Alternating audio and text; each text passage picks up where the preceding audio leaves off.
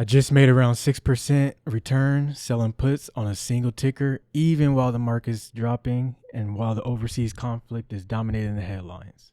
Right now, I'm selling cash secured puts on TQQQ, and it's been paying me consistently. As of today, I've collected around $1,926 in premium, which includes both my closed trades and my current open positions. When I sell a put, I collect the premium upfront. That money is mine immediately. If the trade expires worthless, then I keep the profit, obviously, which is the premium.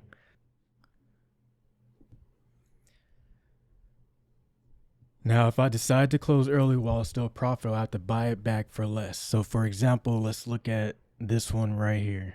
So it says I'm up 48%. I collected $5.32. So times 100, that's $532. Right now, there's still $276 worth of value, or $2.76. If I was to close this right now, obviously I'll lose some of the premium I collected to pay for this, and I'll just keep the difference.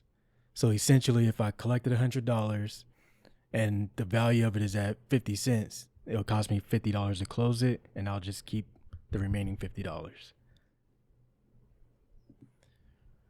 So for me, the strategy's been working because primarily I'm a day trader, so it's really simple for me to read charts. I'll give you, my strategy over time, I guess, in the next few videos. But here's the way the account's looking right now. So the daily, the market's closed right now. It's a Friday, Good Friday. Over the past week, over the past month, and now you can see that big drop from the Iran news. And then since I started, so it's only been since February 11th.